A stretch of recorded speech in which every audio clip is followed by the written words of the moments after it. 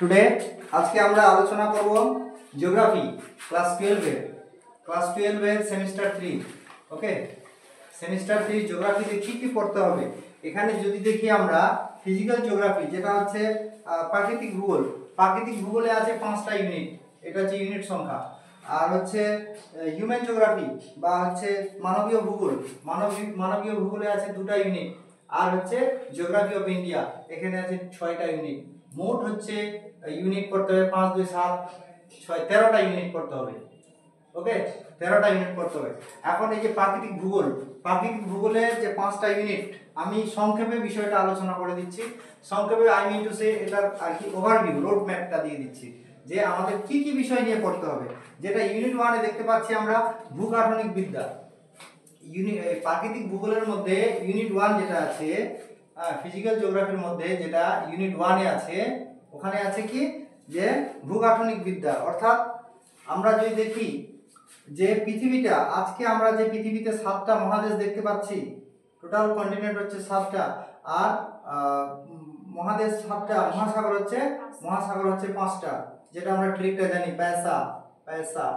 অর্থাৎ বড় থেকে ছোট হিসাবে সাজালে এটা হচ্ছে ocean, Pacific Ocean, Atlantic Ocean, Indian Ocean, Southern Ocean, আর হচ্ছে আর্কটিক, মানে প্রশান্ত মহাসাগর, আটলান্টিক মহাসাগর, ভারত মহাসাগর, তারপর হচ্ছে কুমেরু মহাসাগর, সুমেরু মহাসাগর। আর্কটিক মানে সুমেরু মহাসাগর। ওকে, সো আজকে যে 7টা মহাদেশ 5টা মহাসাগর তৈরি হয়েছে, এক সময়ে পৃথিবীতে এরকম পৃথিবীটার ভূভাগটা এরকম ছিল না। ছিল কি যে দুটা, একদিকে ছিল মহাদেশ, একদিকে ছিল মহাসাগর। মহাদেশটাকে বলা হতো প্যানজিয়া, ঠিক আছে, মহাদেশটাকে বলা হতো প্যানজিয়া, আর মহাসাগরটার নাম ছিল প্যান্থালাসা। ওকে, তো প্যানজিয়া প্যান্থালাসা, জলভাগটার নাম ছিল প্যান্থালাসা, প্যানজিয়াকে ঘিরে ছিল আর কি জলভাগ। তো এই যে ফার্স্ট ইউনিটে যেটা আছে ভূগাঠনিক বিদ্যা, এখানে আলফ্রেড ওয়েগনারের মহাদেশীয় সঞ্চরণ তত্ত্বটা আছে। এটা ডিটেলস আমরা পরে পড়ব। মহাদেশীয় সঞ্চরণের সপক্ষে প্রমাণগুলো করতে হবে। মহাদেশীয় সঞ্চরণ তত্ত্বের সমালোচনাও আছে, এটার গুরুত্ব কি, মহাদেশীয় সঞ্চরণ তত্ত্ব, এইসব বিষয়গুলো আমাদের পড়তে হবে। তার মানে কি আজকে এই ভূভাগটা, এই যে তত্ত্বটা, এটা ডিটেলসে যদি পড়ি আমরা মোটামোটাভাবে যা পাবো যে পৃথিবীটাতে আজকে যে 7টা মহাদেশ 5টা মহাসাগর তৈরি হয়েছে, এটা আসলে 7টা মহাদেশ মানে ভূভাগটা একসঙ্গে ছিল প্যানজিয়া নামে, আর জলভাগটা একসঙ্গে ছিল প্যান্থালাসা নামে, মানে প্যানজিয়াটাকে ঘিরে ছিল। তো আজকে বিভিন্ন কারণে, বিভিন্ন প্রাকৃতিক কারণে কি হয়েছে, এই ভূভাগগুলো ভাগ হয়ে গেছে। তার জন্য পৃথিবীতে এই বিভিন্ন মহাদেশ বা বিভিন্ন দেশ তৈরি হয়েছে, আলাদা আলাদা হয়ে গেছে। আর জলভাগ ভিতরে ঢুকে গিয়ে মানে ভূভাগটা চলাচল করছে, মহাদেশীয় সঞ্চরণ মিন এর মানে হচ্ছে যে ভূভাগটা চলাচল করছে। যার কারণে আজকে চলাচল করছে, কেন, বিভিন্ন কারণে, যার কারণে আজকে পৃথিবীর রূপটা মানে বিভিন্ন মহাদেশ বিভিন্ন মহাসাগর তৈরি হয়েছে। এই বিষয়টাই আছে ইউনিট 1 এ। নেক্সট যেটা দেখবো ইউনিট 2, বহির্জাত প্রক্রিয়া। বহির্জাত প্রক্রিয়া মানে কি, পৃথিবীর বাইরে যে দেখবে যে ক্লাস 10 এর ফার্স্ট চ্যাপ্টারে এই বিষয়গুলো ছিল। যে বহির্জাত প্রক্রিয়ার দ্বারা বিভিন্ন ভূমিরূপ সৃষ্টি, বিশেষ করে নদী, হিমবাহ, বায়ু, এগুলো বিষয়। তো এখানে ক্লাস 12 এ যেটা আছে, ক্লাস 12 এ কার সম্বন্ধে পড়তে হবে আমাদের, এখানে যেটা দিয়েছে বিশেষ করে হিমবাহ। এখানে ক্লাস 12 এ ডিটেলস আছে হিমবাহটা আর কি, হিমবাহের সঞ্চয়ের ফলে কি কি ভূমিরূপ তৈরি হয়, হিমবাহের ক্ষয় কার্যের ফলে কি কি ভূমিরূপ তৈরি হয়। হিমবাহ মানে হচ্ছে গ্লেসিয়ার, ইংরেজিতে বলে গ্লেসিয়ার। ওকে, মানে বরফ। তো তারপরে হচ্ছে এইগুলোই আছে। আর একটা কি, ভৌমজলের কার্য। ভৌমজল মানে কি, ভৌমজল মানে মাটির নিচের যে জল। ভৌমজল কথাটার অর্থ হচ্ছে মাটির নিচের জল, ঠিক আছে। এই মাটির নিচের জলটা, এটা কি কাজ করে, ভৌমজলের কার্য এবং সম্পর্কিত ভূমিরূপগুলো। ভৌমজলের কাজের দ্বারা, এই ভৌমজলটার দ্বারা কি কি ভূমিরূপ তৈরি হয়েছে, কার্স ভূমিরূপ, এগুলো আছে। তো এই নিয়ে আছে। তাহলে বহির্জাত মানে বাইরে, পৃথিবীর উপরিভাগে যে বিষয়গুলো বিভিন্ন ভূমিরূপ তৈরি করে পৃথিবীতে, সেই বিষয়গুলোর মধ্যে এখানে হিমবাহটা মেইনলি আছে। ওকে, আর ভৌমজলটা মানে মাটির নিচের জলটা। মাটির সঙ্গে যেটা জল থাকে নিচে আর কি, নিচের স্তরে সেটা। তো যাই হোক, এটা হয়ে গেল। এবার নেক্সট আমরা যেটা পাবো ক্লাইমেট, জলবায়ু। এটা ইউনিট 1 দেখে নিলাম, ইউনিট 1 এটা। ইউনিট 2তে হচ্ছে বিশেষ করে এই বহির্জাত প্রক্রিয়াটা, unit 2 complete. Next unit 3। Unit 3তে কি পাবো আমরা? এটা ফিজিক্যাল জিওগ্রাফির কথা বলছি আমি। ইউনিট 3তে পাচ্ছি আমরা জলবায়ু মানে ক্লাইমেট। ক্লাইমেট সম্বন্ধে আমরা বহুবার পড়েছি, ছোট ক্লাস থেকে পড়ে আসতেছি। ক্লাইমেট মানে হচ্ছে জলবায়ু। জলবায়ুর উপাদানগুলো কি কি? জলবায়ুর উপাদান হচ্ছে তুষারপাত, বৃষ্টিপাত, উষ্ণতা, এই সবগুলো হচ্ছে জলবায়ুর উপাদান। এখন আমরা জানি যে 30-35 বছরের গড় আবহাওয়াকে বলা হয় জলবায়ু। আর আবহাওয়া মুহূর্তের মধ্যে চেঞ্জ হতে পারে, কিন্তু জলবায়ু 30-35 বছর এর গড় আবহাওয়াটাই হচ্ছে জলবায়ু। তো যাই হোক, তো জলবায়ুর মধ্যে এখানে কি কি বিষয় আছে? ঘনীভবন, অধঃক্ষেপণ। অধঃক্ষেপণ মানে বৃষ্টিপাত যেটা, তারপরে এইগুলোই আছে। এটা সিম্পল টপিক আছে, একটু সায়েন্স ঘেঁষা, কিছু নেই। নেক্সট হচ্ছে যেটা ইউনিট 4-এ পাচ্ছি বায়ুমণ্ডল। বায়ুমণ্ডলটা কি? বায়ুমণ্ডল ক্লাস 10-এও পড়েছি আমরা। বায়ুমণ্ডল মানে জলমণ্ডল, অ্যাকচুয়ালি জলের ব্যাপারে আছে বায়ুমণ্ডল। তো এখানে জলমণ্ডল মানে এখানে যেটা দেখবো মহাসাগর, এই যে 5টা মহাসাগরের কথা বললাম, এই মহাসাগরগুলোই এখানে, এই মহাসাগরগুলোর জল। প্রথমে আমরা এখানে যেটা পাচ্ছি মহাসাগরের তলদেশের ভূপ্রকৃতি, মহাসাগরগুলোর নিচে তলার ভূপ্রকৃতিটা কেমন। তারপরে কি পাবো? সমুদ্র জলের উষ্ণতা। এখানে সমুদ্র জলটা কোথাওকার জল হচ্ছে, সমুদ্রের জল কোথাওকার উষ্ণ মানে গরম বেশি, কোথাও শীতল বা ঠান্ডা, ঠিক আছে, এই বিষয়গুলো আছে কেন এরকম হচ্ছে। সমুদ্র জলের লবণতা, কোথাওকার জল মানে নোনতা, কোথাওকার জল মিষ্টি, তো এইগুলো কেন হয়। তারপরে হচ্ছে সমুদ্র জলের ঘনত্বের বন্টন, সমুদ্র জলের ঘনত্বটা, ডেনসিটিটা কোথাও কম বেশি আছে, কেন হয়, এইগুলো বিষয় নিয়ে আছে। তারপরে সামুদ্রিক অবক্ষেপ মানে হচ্ছে কি, যে সমুদ্রে কি হয়, যে পৃথিবী থেকে বিভিন্ন এই যে নদী, হিমবাহ, বরফ, এগুলো সব কি হয়, গলে যখন যায় সমুদ্রের সঙ্গে মিশে যায়, তারা কি করে বিভিন্ন নুড়ি বালি মানে সব কিছু বহন করে নিয়ে চলে যায় এবং সমুদ্রে ফেলে দেয়। তো সেইগুলো সমুদ্রে গিয়ে জমা হয়, সেটা হচ্ছে সামুদ্রিক অবক্ষেপ। ওকে, তো এর ফলে মানে এটা কেন উৎপত্তি হয়, উৎপত্তি অবস্থান অনুসারে এগুলো দেখবো আমরা। তারপরে নেক্সট যেটা পাচ্ছি আমরা জীবমণ্ডল। 5 নম্বর ইউনিট যেটা পাবো এই ফিজিক্যাল জিওগ্রাফিতে, যেটা হচ্ছে জীবমণ্ডল। জীবমণ্ডল মানে কি? এখানে জীবমণ্ডল মানে হচ্ছে মানে সব কিছু, উদ্ভিদ প্রাণী থেকে শুরু করে ফ্লোরা ফনা সব কিছু আসবে এখানে, ঠিক আছে। মানে এখানে মানুষ থেকে শুরু করে গাছপালা, পশু পাখি, ঠিক আছে, সামুদ্রিক বা সমুদ্রে বা নদীর জলে জলজ প্রাণী সব কিছু চলে আসবে এর মধ্যে। তো এর মধ্যে কি হয় যে খাদ্যজাল, তারপরে বাস্তুতন্ত্রের পুষ্টি স্তর, খাদ্য স্তরের সম্পর্কিত ধারণা, এগুলো সব পাবো আমরা। তার মানে কি, আজকে যদি দেখি একটা পুকুরে ছোট ছোট প্লান্টনগুলো আছে, ওগুলোকে ছোট মাছ খাবে, পোকামাকড় খাবে, তো পোকামাকড়গুলোকে আবার বড় মাছ বা ব্যাঙ খাবে, ব্যাঙকে সাপ খাবে। এই যে খাদ্যজাল একটা পুষ্টি স্তর থেকে আরেকটা পুষ্টি স্তরে যাচ্ছে, সেই বিষয়গুলো এখানে আসবে। তার মানে কি, আমাদের মানে এখানে পরিবেশ বিজ্ঞান বা হচ্ছে এনভায়রনমেন্টাল সায়েন্সের সঙ্গে এটা টপিক রিলেটেড। ওকে, এটা আমরা ডিটেলস আলোচনা করবো, কিছু নেই, সিম্পল আছে। নেক্সট যেটা পাচ্ছি আমরা ইউনিট যেটা হলো মানবীয় ভূগোল। এবার হিউম্যান জিওগ্রাফিতে আমরা ফিজিক্যাল জিওগ্রাফিতে 5টা ইউনিট দেখে নিলাম, মানে ওভারভিউটা কি কি পড়তে হবে আমাদের, এগুলোই পড়তে হবে। যে ফার্স্ট আমরা যেটা পাবো হচ্ছে পৃথিবীর প্রথম পাচ্ছি ভূগাঠনিক বিদ্যা। এই যে আজকে মহাসাগরগুলো দেখা যাচ্ছে, এটা কিভাবে তৈরি হয়েছে, মহাদেশটা যে চলাচল করছিল, মানে সঞ্চরণ মানে কি, চলাচল করা, মহাদেশের সঞ্চরণ, এই থিওরিটা ডিটেলস পাবো। দ্বিতীয়তে আমরা পাচ্ছি কি, যে হিমবাহ, ভৌমজল, এগুলোর কার্যের ফলে কি কি ভূমিরূপ তৈরি হয়। তৃতীয় ইউনিটে কি পাচ্ছি আমরা, জলবায়ু নিয়ে আলোচনা করব।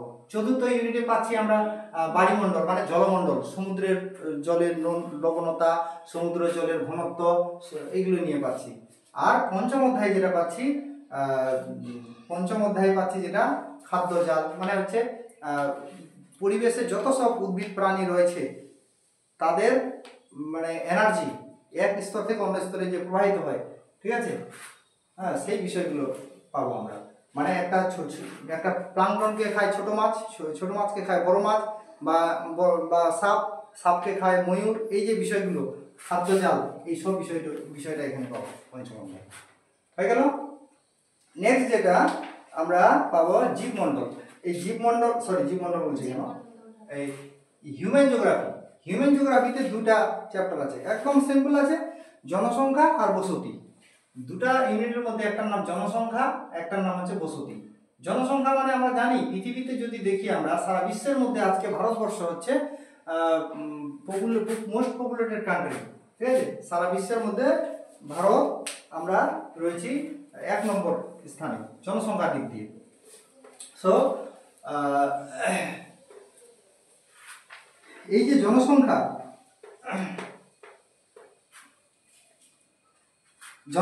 বিশ্বব্যাপী জনসংখ্যার, পৃথিবীব্যাপী জনসংখ্যার বন্টন, জনসংখ্যার উৎস, অর্থ, এগুলো সব পাবো। জনমিতি, ঠিক আছে, মানে মাপ, পরিমাপ, হ্যাঁ, জনসংখ্যার যে সেন্সাস আর কি, বিশ্বব্যাপী জনসংখ্যার ঘনত্ব, জনসংখ্যার পরিব্রাজন, ঠিক আছে, মানে প্রকারভেদ, তারপরে হচ্ছে এগুলোই পাবো। জনসংখ্যা মানে আজকে সারা বিশ্বের মধ্যে ভারতবর্ষ আমাদের পপুলেশনের দিক দিয়ে 1 নম্বরে রয়েছে, চীন বর্তমানে 2য় স্থানে রয়েছে। তো কেন ইন্ডিয়া কেন মোস্ট পপুলেটেড কান্ট্রি? ওকে, ম্যাপটা এটা হচ্ছে না, এটা এমনি রাফ আইডিয়া। সো আজকে এই আমাদের ভারতবর্ষ সবচেয়ে বেশি জনবহুল দেশ। তো এই নিয়ে বিভিন্ন কারণ আছে, হ্যাঁ, লোক সংখ্যা কোথায় বেশি হয়, কেন বেশি হয়, ঠিক আছে, সেই বিষয়ে আলোচনা করব, মানে কোন এলাকাগুলোতে হয়। তারপরে বসতি, মানুষ যে বসবাস করে দেখবে সব জায়গায় সমান সংখ্যক বা সমান ঘনত্ব হিসাবে মানুষ বসবাস করে না। কোথাও মানুষ মানে কোথাও হচ্ছে ঘিঞ্জি ভাবে বসবাস করে বিভিন্ন সুযোগ সুবিধার কারণে, কোথাও মানুষ বসবাস করে না, ঘরবাড়ি তৈরি করে না। মানুষ ঘরবাড়ি বা থাকে কোন সব জায়গাগুলোতে, কোন এলাকাগুলোতে, নিশ্চয়ই দেখবে প্রত্যেকটা মানুষ যে যেখানে বসবাস করুক না কেন তাদের কিন্তু একটা বিভিন্ন সুযোগ সুবিধা বিভিন্ন কারণে কিন্তু থাকে ওখানে, কোনো কারণে থাকে না, মানে বিনা কারণে কেউ থাকে না, ঠিক আছে, কারণ ছাড়া কেউ থাকে না। তো যাই হোক, এই বিষয়গুলো নিয়ে আলোচনা করবো আমরা। তো নেক্সট এবার যেটা পাবো, তাহলে হিউম্যান জিওগ্রাফিও হয়ে গেল 2টা ইউনিট, জনসংখ্যা আর বসতি। বসতি মানে ঘরবাড়িকে, মানে মানুষ যে তৈরি করে কেমন পরিবেশে বা কেন ঘরবাড়ি তৈরি করে আছে ওই জায়গাটাতে, যে যেখানে আছে না কেন, থাকুক না কেন, ঠিক আছে। তো এগুলো দেখবো। তারপরে হচ্ছে লাস্ট যেটা পাচ্ছি আমরা, জিওগ্রাফি অফ ইন্ডিয়া, ভারতের ভূগোল। ভারতের ভূগোলে 6টা ইউনিট আছে, এগুলো একদম বেসিক জিনিস, ছোট ক্লাসে আমরা পড়েছি, ক্লাস 10এও আছে, 6এও আছে। এগুলো যে ভারতের ভূগোল যদি পড়ি আমরা, ভারতের জনসংখ্যা দেখবো। আমরা জানি আমাদের ভারতবর্ষে টোটাল হচ্ছে 28টা রাজ্য আছে বর্তমানে, আর 8টা কেন্দ্রশাসিত অঞ্চল রয়েছে, ঠিক আছে, এগুলো সম্বন্ধে জানবো। তারপরে হচ্ছে ভারতের জনঘনত্ব, কোন রাজ্যে সবচেয়ে বেশি লোক, এগুলো তো জানি, উত্তরপ্রদেশে সবচেয়ে বেশি লোক আছে, সবচেয়ে কম লোক বাস করে কোথায়, সিকিমে। আর সবচেয়ে বড় রাজ্য হচ্ছে আয়তনের দিক দিয়ে, ক্ষেত্রফলের দিক দিয়ে রাজস্থান। সবচেয়ে ছোট রাজ্য হচ্ছে গোয়া, ঠিক আছে, গোয়ার 2টা জেলা মাত্র, উত্তর গোয়া, দক্ষিণ গোয়া, এগুলো আমরা জানি। তো জনসংখ্যা বন্টন ও ঘনত্বের তারতম্যের কারণ আমরা নিয়ন্ত্রক। তারপরে হচ্ছে জনসংখ্যা বাড়ছে কেন ভারতবর্ষে জনসংখ্যা বৃদ্ধির কারণ কি, আজকে বিশ্বের মধ্যে আমরা 1 নম্বর স্থানে আছি, কেন আছি, এগুলো আছে। তারপরে ভারতের জলসম্পদ, এটা ভারতের ভূগোলের মধ্যে যেটা আমরা পাচ্ছি 6টা ইউনিট পাবো। 1 নম্বর ইউনিট হয়ে গেল আমাদের ভারতের জনসংখ্যা নিয়ে। আর আগে যেটা দেখলাম, আগে যেটা ছিল এই যে হিউম্যান জিওগ্রাফি, ওখানে বিশ্বব্যাপী জনসংখ্যা। এবার আমরা দেখলাম ভারতের জনসংখ্যা, আর বিশ্বের মধ্যে 1 নম্বরে তো আমরাই আছি জনসংখ্যার দিক দিয়ে। সো আমাদের ভারতের জনসংখ্যা নিয়ে এখানে আলোচনা করব। তারপরে মানে এই দুটার মধ্যে সিমিলারিটি আছে, বিশ্বের জনসংখ্যা আর ভারতের জনসংখ্যা একই লেভেলের পয়েন্টগুলো। তারপরে হচ্ছে ভারতের জলসম্পদ। ভারতের জলসম্পদ মানে নদী সমুদ্রের যে জল, সেগুলোকে ইউটিলাইজ যে করি আমরা, জল সম্পদটা কি, মানে তারপরে নদী জল সম্পদ মানে জল সম্পদ নিয়ে ডিটেলস আমি পরে বলবো। যাই হোক, জল সংরক্ষণ ও ব্যবস্থাপনা, জলকে বাঁচাতে হবে, জল নিয়ে অনেক কিছু আছে ব্যাপার, ওগুলো আমি পরে বলছি। তারপরে জলবিভাজিকা ব্যবস্থাপনা, মানে অ্যাকচুয়ালি নদী, জলবিভাজিকা মানে কি, নদী বা কোনো এক নদীর যে উপনদী শাখা নদী রয়েছে সেগুলোকে যখন দুটা ভাগে ভাগ হয়ে যায় ওটা হচ্ছে জলবিভাজিকা। তো যাই হোক, জলবিভাজিকা ব্যবস্থাপনা, বৃষ্টির জল সংগ্রহ, বৃষ্টির জলকে বাঁচাতে হবে, বৃষ্টির জলকে কাজে লাগাতে হবে, ঠিক আছে, বৃষ্টির জলকে নষ্ট করলে হবে না এমনিতে, সেগুলোর অনেক পদ্ধতি আছে, এগুলো দেখব। তারপরে জলসেচ ব্যবস্থা, আজকে আমরা ভারতবর্ষ হচ্ছে একটা কৃষিবহুল দেশ, ভারতবর্ষে কৃষিকাজ হয়, হ্যাঁ, তো তার জন্য জলসেচ খুবই দরকার। তো এই জলসেচ ব্যবস্থা নিয়ে আলোচনা হবে। তারপরে কি নেক্সট যেটা ইউনিট 3-তে পাচ্ছি, ইউনিট 3-তে কি পাবো, ভারতের কৃষি, এখনই বললাম ভারতবর্ষ হচ্ছে কৃষিবহুল দেশ, ভারতের কৃষি নিয়ে আলোচনা করবো ডিটেলস। আমরা জানি ভারতবর্ষ হচ্ছে ভারতবর্ষের বিভিন্ন ধরনের কৃষিজ ফসল উৎপন্ন হয়। তার মধ্যে আমরা যদি দেখি ভারতবর্ষের ফসলগুলো মেনলি যে খারিফ ফসল, রবি শস্য, জায়িদ শস্য, এই যে ভাগগুলো আছে এগুলোর সম্বন্ধে আমরা ছোট ক্লাস থেকেই পড়ে আসতেছি, এগুলোই পড়বো। তারপরে শস্যাবর্তন, মানে শস্যাবর্তন কি, সুবিধা অসুবিধা সব কিছু জানবো। তারপরে শস্য সমন্বয়, এগুলো সব পড়বো, শস্য প্রকারতা। তারপরে সবুজ বিপ্লব, গ্রিন রেভলিউশন, আমরা বিশেষ করে কি জানি গ্রিন রেভলিউশন, দেখো এই যে টপিকটা ভারতের কৃষি, ভারতের খনিজ সম্পদ, শক্তি সম্পদ, এগুলো কিন্তু ইকোনমিক্সেও আছে, ঠিক আছে, ভারতের কৃষি, পরিবহন, যোগাযোগ, এগুলো সব ইকোনমিক্সেও আছে। এই যে হিউম্যান জিওগ্রাফি, এগুলো প্রায় ইকোনমিক্সের সঙ্গে রিলেটেড। যাই হোক, ইকোনমিক্স আর জিওগ্রাফির অনেকগুলো বিষয় সিমিলারিটি রয়েছে। যাই হোক, তো ইকোনমিক্স তোমাদের যেহেতু নেই অত ভাবতে হবে না ওটা নিয়ে। তো এখানে যেটা আছে যে ভারতের কৃষির মধ্যে আমরা কি দেখবো, সবুজ বিপ্লব, 1960-এর দশকে কি হয়েছিল, সবুজ বিপ্লব, বিশেষ করে গ্রিন রেভলিউশনটা যে হয়েছিল এই হরিয়ানা, পাঞ্জাব এই সব এলাকাগুলোতে গম চাষের প্রোডাকশনটা বেড়েছিল, ঠিক আছে, গম প্রোডাকশন। আর সবুজ বিপ্লবের জনক বলা হচ্ছে ডক্টর নরম্যান বোরলগকে বিশ্বব্যাপী, কিন্তু ভারতের সবুজ বিপ্লবের জনক ছিলেন কে, ভারতের সবুজ বিপ্লবের জনক ছিলেন ডক্টর MS স্বামীনাথন। ওকে, তো তারপরে এখানে আর কি পাবো, সবুজ বিপ্লবটা ডিটেলসে পড়াবো, বিশেষ করে কি বৈজ্ঞানিক পদ্ধতিতে যখন অধিক ফলনশীল বীজের ব্যবহার করে কৃষির উৎপাদন আর কি বৃদ্ধি পায়, সেটাই হচ্ছে সবুজ বিপ্লব, ঠিক আছে। নেক্সট এবার যেটা পাবো আমরা শ্বেত বিপ্লব মানে কি, আচ্ছা যেটা বললাম সবুজ বিপ্লব, আর একটা হচ্ছে শ্বেত বিপ্লব মানে সাদা, মানে দুধের বিপ্লব, দুধের প্রোডাকশন বৃদ্ধি, ঠিক আছে, শ্বেত বিপ্লবের জনক হচ্ছেন ডক্টর ভার্গিস কুরিয়েন, ঠিক আছে। নেক্সট এবার যেটা পাবো এগুলো প্রত্যেকটা সবুজ বিপ্লবের সুফল কুফল, শ্বেত বিপ্লবের সুফল কুফল, মানে ভালো খারাপ দুটাই পাবো, ঠিক আছে, ভালো দিক খারাপ দিক দুটাই পাবো, ঠিক আছে। তারপরে পাবো নীল বিপ্লব মানে ব্লু রিভলিউশন, বিশেষ করে মাছের প্রোডাকশন, নীল বিপ্লব হচ্ছে কার সঙ্গে রিলেটেড, মাছের উৎপাদন, ঠিক আছে, এইসব বিষয়গুলো পাবো। এই সুফল কুফল সবগুলোই আছে এগুলো। নেক্সট যেটা পাচ্ছি আমরা ভারতের কৃষি হয়ে গেল 4 নম্বর ইউনিটে। 5 নম্বর ইউনিটে কি পাচ্ছি আমরা, ভারতের পরিবহন ও যোগাযোগ। যদি দেখি পরিবহন ও যোগাযোগের হিসাবে পরিবহন আর যোগাযোগ কি এই নিয়ে ডিটেলস পড়ব। পরিবহনের অনেকগুলো মাধ্যম রয়েছে, বিশেষ করে কি কি সড়কপথ, রেলপথ, আকাশপথ, রজ্জুপথ, নলপথ, এগুলো আছে। হ্যাঁ, রেলপথ মানে রেল লাইন, আকাশপথ মানে এরোপ্লেন, বিমান, হ্যাঁ, সড়কপথ মানে তো তোমার গিয়ে বাস, লরি যে চলাচল করে, হ্যাঁ, রাস্তায় রোডের উপর দিয়ে, সেটা হচ্ছে সড়কপথ। তারপরে হচ্ছে কি এগুলোই ডিটেলসে পাবো আমরা। আর হচ্ছে ব্যক্তিগত ও যোগাযোগ ব্যবস্থার ধরন ও গুরুত্ব, এগুলোই পাবো, ঠিক আছে। পরিবহন ও যোগাযোগ, এটা ছাড়া তো কোনো কিছুরই উন্নতি সম্ভব নয়, তাই না, মানে উন্নয়ন সম্ভব নয়। সো এটা নিয়ে ডিটেলস পড়বো আমরা পরে।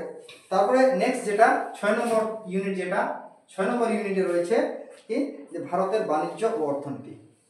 ব্যবসা বাণিজ্য, যেহেতু কৃষিবহুল দেশ, হ্যাঁ, এখানে ব্যবসা বাণিজ্য তো অবশ্যই থাকবে, মানে এর সঙ্গে আমরা যেটা একটা সংস্থা নিয়ে আলোচনা করবো এখানে ভারতের বাণিজ্য চ্যাপ্টারটাতে, ওয়ার্ল্ড ট্রেড অর্গানাইজেশন, মানে হচ্ছে ওয়ার্ল্ড ট্রেড অর্গানাইজেশন, যেটার আগে নাম ছিল কি গ্যাট, GATT, মানে general agreement tariffs and trade, general agreement tariffs and trade. এটা 1948-এ এস্টাবলিশ হয়েছিল। এটার নামটা পরিবর্তন হয়ে কি হলো WTO, কখন? 1 জানুয়ারি 1995-এ, 1995 সালে, যে বছর মিড ডে মিল স্কিমটা চালু হয়েছিল। মিড ডে মিল স্কিমের বর্তমান নাম হচ্ছে PM পোষণ। যাই হোক, এই যে গ্যাটের নাম হলো WTO 1995 সালে জানুয়ারি মাসের 1 তারিখে। WTOর হেডকোয়ার্টার রয়েছে কোথায়? জেনেভা, সুইজারল্যান্ডে। ওকে, আর হচ্ছে WTOর বর্তমানে ডাইরেক্টর জেনারেল রয়েছেন কে? Doctor নাগোজি Okonjo ইওয়েলা। ওকে, এটা কম্পিটিটিভ এক্সামের জন্য ইম্পর্টেন্ট। অ্যান্ড নেক্সট হচ্ছে আরেকটা, আমরা এর আগের দিন যখন পলিটিক্যাল সায়েন্স পড়েছিলাম, ওভারভিউ দিয়েছিলাম, সেখানে আমি একটা সংস্থার কথা বলেছিলাম, ওয়ার্ল্ড হেলথ অর্গানাইজেশন। এটারও হেডকোয়ার্টার রয়েছে কোথায়? এটারও হেডকোয়ার্টার রয়েছে জেনেভা, সুইজারল্যান্ডে। ওকে, আর ওয়ার্ল্ড হেলথ অর্গানাইজেশন স্বাস্থ্য নিয়ে দেখাশোনা করে, বিশেষ করে যাই হোক, এগুলো এর আগের দিন বলেছি আমি। এটা গঠন হয়েছিল কখন? 7 এপ্রিল 1948। এটা কিন্তু মনে রাখতে হবে, 7 এপ্রিল বিশ্ব স্বাস্থ্য দিবস যেদিনকে পালন করি। ঠিক আছে, আর গ্যাট এটাও কিন্তু 1948-এ এস্টাবলিশ হয়েছিল। সো গ্যাটের নাম বর্তমানে WTO। এই বিষয়গুলোই আমরা আর কি আমাদের সেমিস্টার 3-তে পাচ্ছি, বেশি কিছু নেই, সিম্পলি আছে। এগুলোকে এখন আমরা ডিটেলসে আলোচনা করব। ওকে, সো নেক্সট আমরা এগুলোকে টু দ্য পয়েন্ট আলোচনা করছি। ওকে, টিল দেন, গুড বাই।